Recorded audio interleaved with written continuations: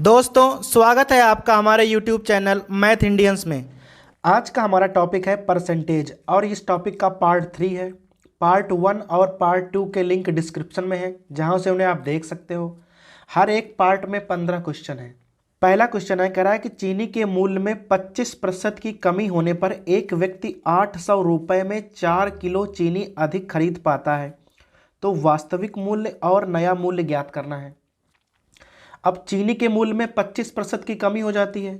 अब भाई मान लीजिए कि पहले मूल्य 100 था, अभी 25% कम कर देना है। मूल्य कितना हो जाएगा? 75। रेशियो निकाल लें तो 25 से काटने पर 4 और 3 आ जाएगा। यह रेशियो है प्राइस का। अगर हम रेशियो निकालें क्वांटिटी का तो जस्ट उल्टा होता है। इसका हो जाएगा 3, इसका हो जाएगा 4। अर्थात अगर यह 3 किलो मिलेगी तो यह 4 किलो मिलेगी, जो कि भाई इसका मूल्य ज़्यादा है, इसका मूल्य कम है। अब यहाँ क्वांटिटी में कितना अंतर है? अंतर है 1 का। और यहाँ कह रहा है कि 4 किलो चीनी अधिक खरीदता है। यहाँ अंतर है 4 का, तो हमें यहाँ अंतर 4 का करना पड़ेगा। तो 4 से गुणा कर देंगे। 4 तियाँ 12 और 4 चक्कू 16। अर्थात पहले चीनी खरीदता था 12 किलो, अब खरीदता है 16 किलो। तो भाई मूल्य कितना हो जाएगा? 800 में पहले 12 किलो खरीदता था, अभी 800 में खरीदता है 16 किलो। यहाँ से हम मूल्य निकाल लेंगे। यहाँ मूल्य हो जाएगा 50 और यहाँ अगर काटेंगे तो आ जाएगा 200/3। यह वास्तविक मूल्य है और यह वाला नया मूल्य है। प्रश्न नंबर 2 है, कह रहा है कि चीनी के मूल्य में 10% की कमी होने पर राम 270 रुपये में 1 किलो चीनी अधिक खरीद पाता है। अभी कमी हो रही है 10%। तो भाई पहले अगर हम मूल्य मान लें 100 रुपया, तो बाद में कितना हो जाएगा? 90 रुपया। अभी निकालो रेशियो। रेशियो हो जाएगा 10:9 का। काहे में? प्राइसिंग में। तो हम निकालेंगे क्वांटिटी में कितना हो जाएगा? 9:10। अर्थात अंतर आ गया 1 केजी का। और यहाँ अंतर 1 केजी का ही है, अर्थात यही हमारी मात्राएं हो जाएंगी। पहले वह 9 किलो चीनी खरीदता था और अभी खरीद पा रहा है 10 किलो। कितने में? 270 रुपये में। तो पहले यहाँ बटा 9 कर लो और बाद में यहाँ बटे 10। तो भाई पहले मूल्य कितना था? 30 रुपया और बाद में कितना हो जाएगा? 27 रुपया पर केजी। अब प्रश्न नंबर 3 है, कह रहा है कि 15 लीटर एक नमक पानी के मिश्रण में से 5 लीटर पानी वाष्पित हो जाता है। यदि मिश्रण में 8% नमक था तो अब नमक का प्रतिशत क्या होगा? अब भाई पहले 15 लीटर मिश्रण था और 8% नमक था, तो 15 का आप निकाल लीजिए 8%। 15 8 120 हो जाएगा और बटा 100। अर्थात 1.2 जो मात्रा थी वह नमक की थी। अभी पानी जो है वह वाष्पित हो गया है, तो नमक तो उतना ही रहेगा। अब 15 में से 5 लीटर पानी गायब हो गया, पानी बचा 10 लीटर और नमक कितना हो जाएगा? 1.2। अभी निकालना है प्रतिशत, तो 1.2 गुणे 10 और गुणे 100। अब यहाँ कितना हो जाएगा? यहाँ आ जाएगा 12%। अर्थात अब नमक की मात्रा 12% हो जाएगी।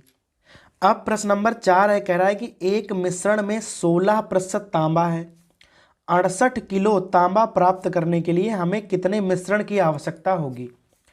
अब चूंकि भाई मिश्रण में 16% तांबा है और हमें तांबा कितना प्राप्त करना है? 68। तो आप 16% को 68 के बराबर कर दीजिए और यहाँ से 1% का मान क्या हो जाएगा? 68/16। और हमें निकालना होता है 100% का मान। 68/16 और गुणे 100। भाई काट लीजिए यहाँ पर। 16 चक्कू 64, 16 दूनी 32 और 16 पच्चे 80।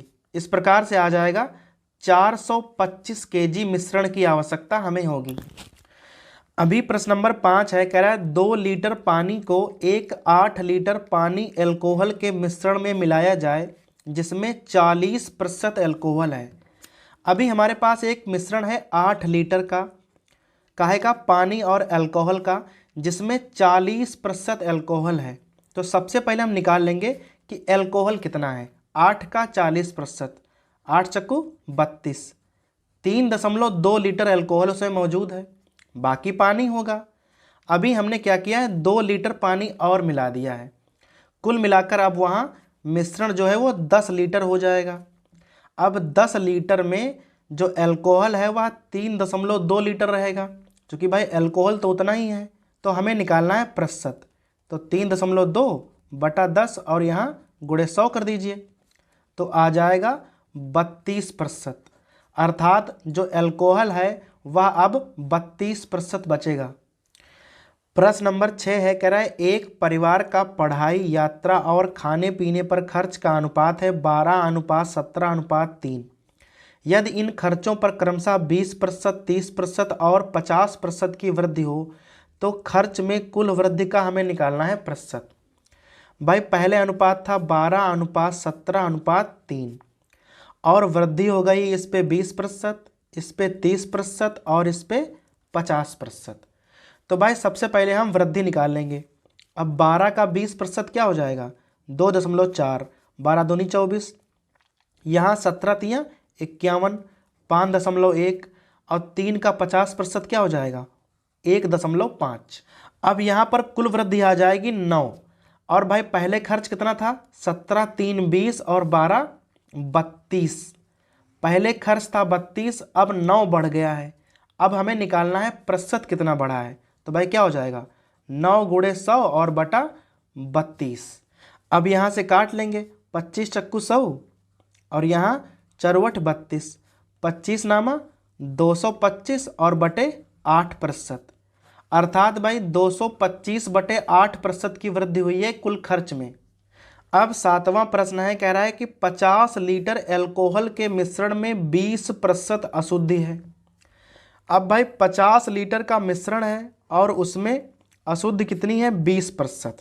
तो हम निकाल लेंगे 50 का 20%, आ जाएगा 10 लीटर। अर्थात 50 लीटर में 10 लीटर तो अशुद्धि हो गई है, बाकी जो है वह 40 लीटर क्या होगा, शुद्ध अल्कोहल होगा। अब कह रहा है कि हम कितना शुद्ध अल्कोहल मिला दें कि अशुद्ध जो है वह 5% बचे। अब यह वाली जो अशुद्धि है वह हमें 5% लानी है। तो भाई क्या करेंगे, 5% बराबर 10 लीटर, चूँकि अशुद्ध तो उतनी ही रहेगी। अब अगर 5% 10 लीटर के बराबर है तो 100% कितना हो जाएगा, 200 लीटर के बराबर। अब पहले 50 लीटर था मिश्रण, अब कितना होना चाहिए, 200 लीटर। अर्थात 150 लीटर हमें शुद्ध अल्कोहल मिलाना पड़ेगा। अब 8वां सवाल है, कह रहा है एक चुनाव में किसी उम्मीदवार को 76% वोट मिले हैं। अब भाई चुनाव में 2 उम्मीदवार हैं, एक को मिला है 76%, तो एक को कितना मिला होगा, 24%, क्योंकि भाई मिला के कितना हो जाएगा, 100%। अब यहाँ से डिफरेंस क्या आ जाएगा, डिफरेंस आ जाएगा 52%। अर्थात यह 52% वोट से जीता होगा और जीता है यह 416 वोट से। अर्थात जो 52% है वह 416 के बराबर होगा। तो 1% हो जाएगा 8 के बराबर और 100% कितना हो जाएगा, 800 के बराबर। अर्थात जो चुनाव में कुल वोट पड़े हैं वह 800 थे। प्रश्न नंबर 9 है, कह रहा है मोनू किसी संख्या को 3/5 की जगह 7/4 से गुणा कर देता है, प्रतिशत त्रुटि ज्ञात कीजिए। अब इस प्रकार के सवालों को हम प्रतिशत से लगा सकते हैं। जैसे पहले गुणा करना चाहिए था 3/5 से, 3/5 को हम 60% लिख सकते हैं और 7/4 को हम लिख सकते हैं 175%। अर्थात गुणा करना चाहिए था 60% से, कर दिया 175% से। हमें निकालनी है प्रतिशत त्रुटि। भाई कैसे निकाली जाती है, पहले तो डिफरेंस निकाल लो। अब यहाँ डिफरेंस कितना हो जाएगा, 115। और हमें निकालनी होती है अपनी मूल संख्या पे। मूल संख्या है 60 और गुणे 100 कर दो, आ गई प्रतिशत त्रुटि। अब यहाँ से इसे हल कर लेंगे तो भाई हमारा आंसर आ जाएगा 191 सही 2/3%।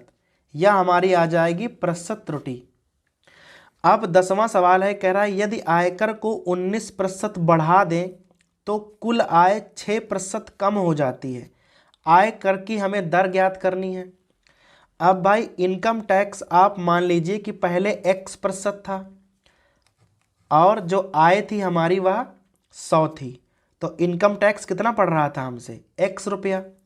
तो भाई शुद्ध आय कितनी बचेगी, 100 - X, क्योंकि भाई 100 आय थी और उसमें से हम x रुपया तो इनकम टैक्स पे करते हैं, तो हमारी आय बची 100 माइनस x।